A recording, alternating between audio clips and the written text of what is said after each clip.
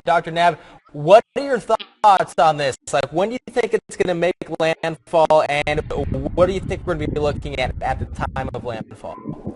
Just a few hours away from landfall. The wobbles that you see often with hurricanes approaching the coast is what we're seeing right now, a little bit of a left jog right now. But over the next few hours, probably before midnight, we'll see the center coming ashore.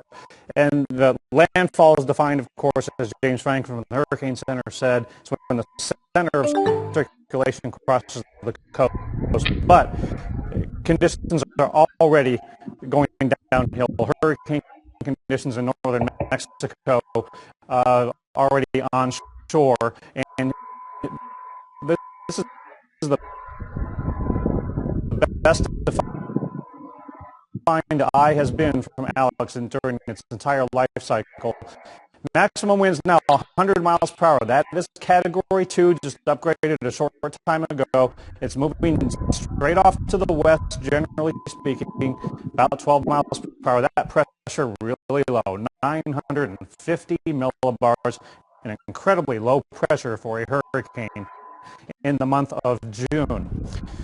Moving off to the west, the hurricane is going to make landfall, but where will the hurricane force winds occur? The greatest threat is in northern Mexico, just south of Brownsville. Boy, is Brownsville catching a break this time in terms of the sustained hurricane force winds not directly impacting them. Could have gusts still tonight approaching hurricane force, but the greatest threat for the hurricane force winds sustained is down here in Mexico. Really concerned about that area. Hopefully people are getting out of harm's way.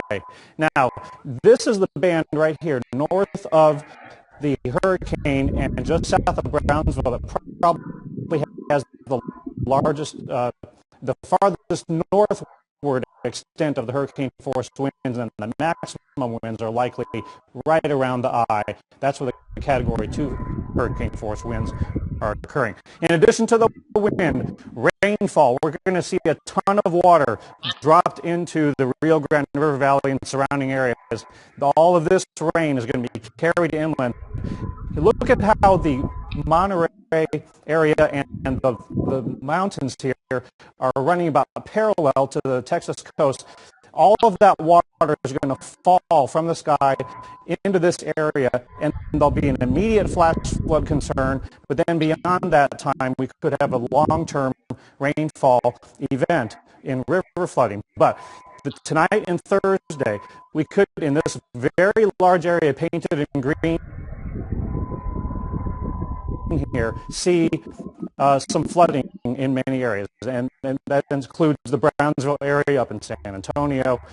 But the greatest threat is down here in the Monterey area and in the mountainous portions of Mexico, where the rain will be falling in the mountainous areas, and that water will accumulate and come down, get downhill, and that's where we could see some very extreme flash flooding in that area. So a grave concern for that area. But again, later on in the weekend, all that water could accumulate from both sides of the border in the Rio Grande Valley. You could have a long-term river flood event.